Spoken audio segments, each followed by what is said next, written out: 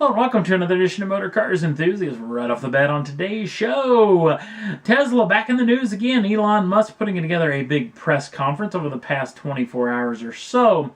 And a couple of things we learned in this deal. Number one, the Model Y possibly is going to be going into production sometime in the summertime of 2020 in a couple of years' time.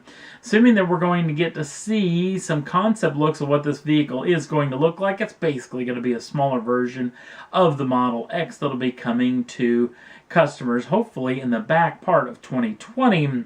Also, apparently the old Gigafactory, yes, that electric EV battery factory, that they are pushing out batteries like gangbusters. The cost of the battery packs themselves are going way down, even though carbon footprint's a little bit tough up against the ICE, the internal combustion engine. That being said, though, too, according to Elon Musk, they are building more EV batteries than every other EV manufacturer combined. And that's every EV manufacturer batteries around the world. That is an impressive statement, to say the least. So it's going to be interesting to see how that thing goes coming up in the future. Also talking about maybe a little price drop in the Model 3 over the next year or so, and some new leasing options for the Model 3. Also claiming by the end of the month, June of 2018, that they will have their production pretty well sorted, and they're going to be building 5,000 units of these vehicles a week. Now, they were supposed to be doing this well over a year ago and hasn't been done, at least as of yet. So this could be a good step in the right direction. Now, back to some bad news. Bad news revolves around the Model 3 itself. There are a couple of reports out there that 400,000 people have laid down $1,000 to own one of those machines.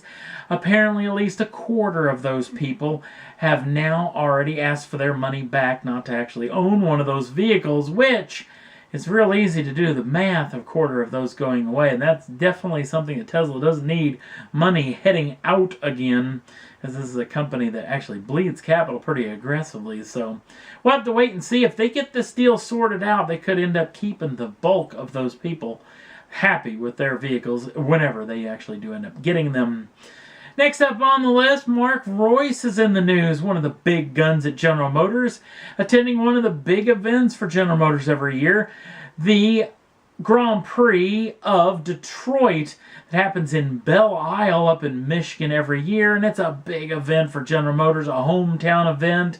And one of the big guns at GM, Mark Royce, a real deal car guy, I really like this guy a lot, has been there several years. In fact, this is one of the pace cars from one of the duels of Detroit several years ago.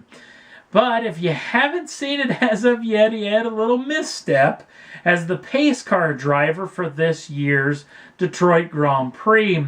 In one of the races, he came out of turn 2. There's a little rise there, got a little over-exuberance possibly with the accelerator pedal. I'm thinking, too, this vehicle probably was on pretty cold tires as well.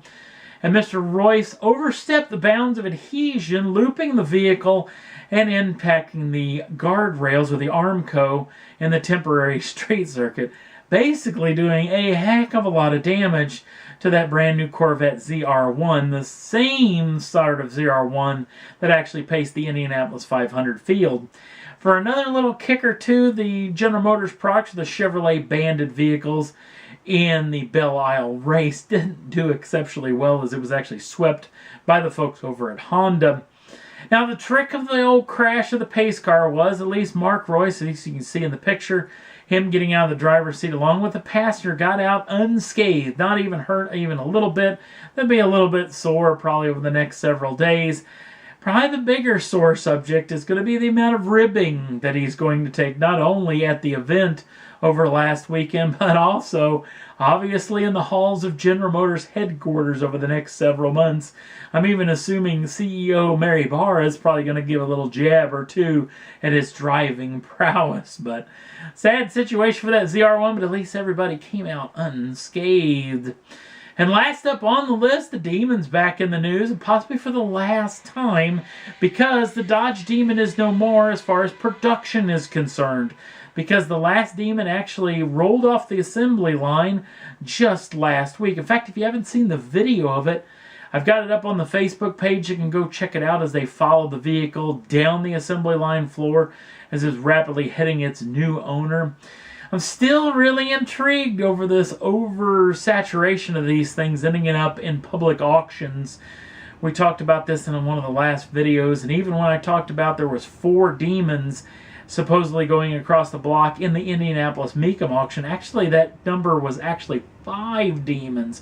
One of them got pulled out of the Sunday auction to rapidly be replaced for one of the vehicles that I've got up on the old YouTube channel and on the Facebook page as well. That bright yellow one where they're claiming there's only 6% of those vehicles were actually built in that color. So it's kind of intriguing.